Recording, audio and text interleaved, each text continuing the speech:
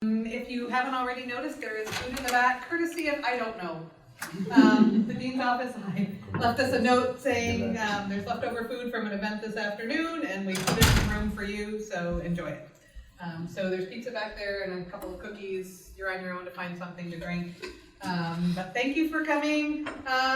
If you are in Dr. Wiggum's class and you haven't yet signed in to indicate that you're here, please do so before you leave. I'll just leave it up here and you can do that. But obviously we opened this up to a larger audience, so it wouldn't just be for Dr. Wiggum's class, so we could have more people take advantage of our special guests. We're really pleased to have with us. Actually, I should probably stop, and for the few people in the room who may not know who I am, why I'm standing up here. I'm Nadia Rubai. I'm chair of the Department of Public Administration and also co-director of the Institute for Genocide and Mass Atrocity Prevention. The guest that we have here today, Dr. Andres Davila, is here as a result of really two overlapping programs. An agreement that we have between Binghamton University and Javeriana University in Bogota, Colombia, in which we have faculty exchanges. We send a faculty member there every fall, and they send a faculty member here for a week every spring, so that we can have people who have expertise in an area where we don't have that expertise on our own faculty.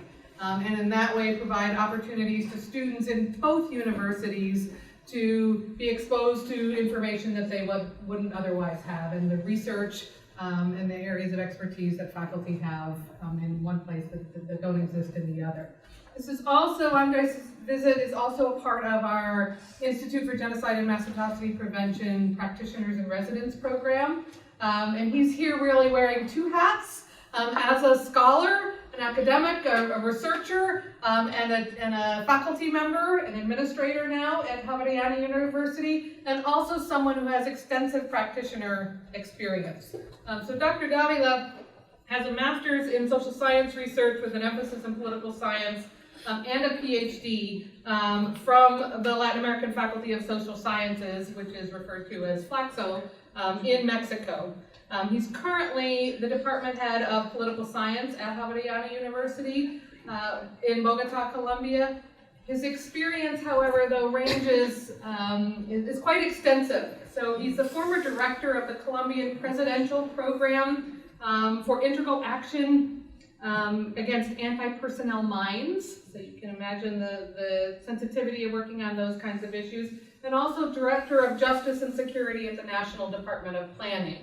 And that's an entity, we don't really have the equivalent of that in the United States, a national planning department, but it's a very strong and important institution in the Colombian context.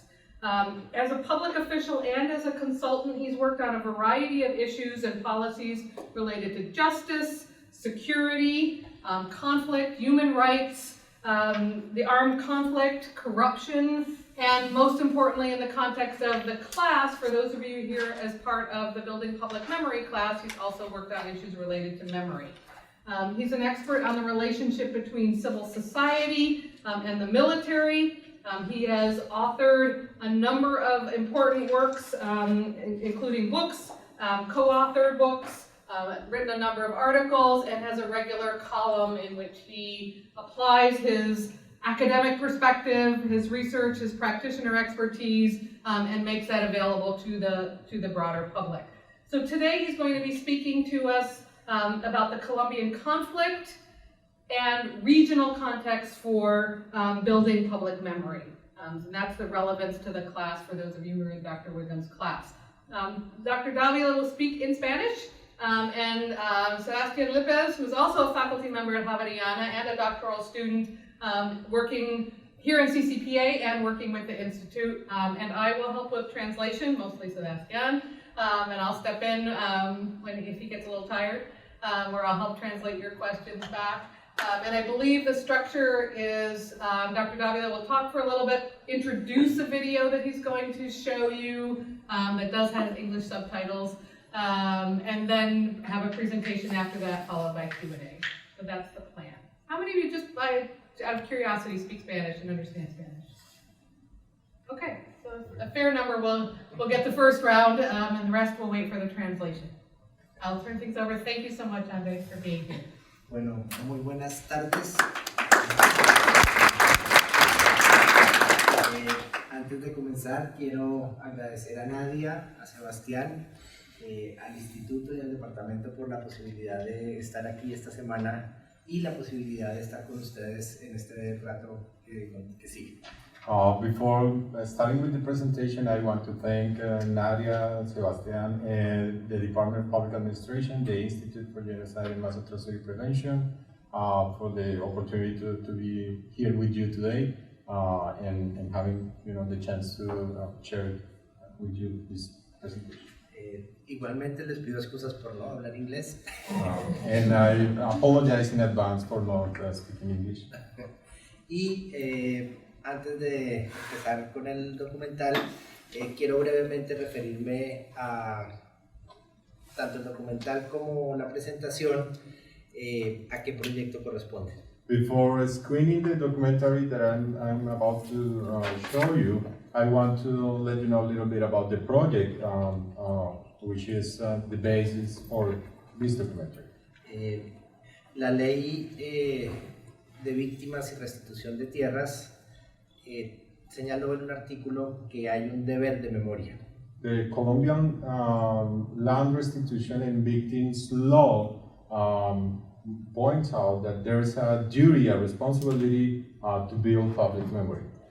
Y en relación con ello, la Fuerza Aérea Colombiana In following that responsibility, the Colombian Air Force le pidió a la Universidad Javeriana adelantar este proyecto de construcción de contextos regionales para la memoria.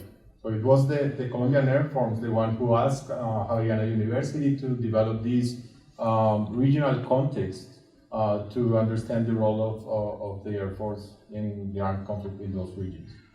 Y nos dio toda la libertad académica para dar nuestra versión de lo que pasó en ese periodo en las regiones que ellos escogieron. And they gave us the entire academic autonomy to develop the research regarding what happened in terms of the armed conflict in those regions.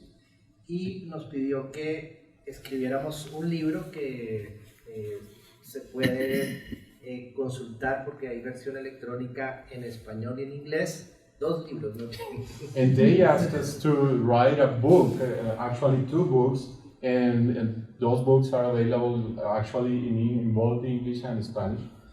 Y además que produjéramos estos documentales que son otra forma de aproximarse desde una mirada más visual, de imágenes, de protagonistas a esa misma problemática del conflicto.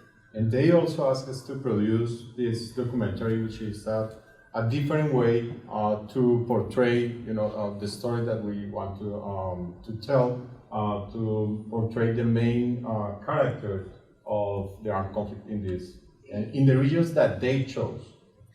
Y en ese sentido vamos a ver uno de 5 documentales que hemos producido. Este trata de las regiones suroriental y suroccidental y su participación en el conflicto.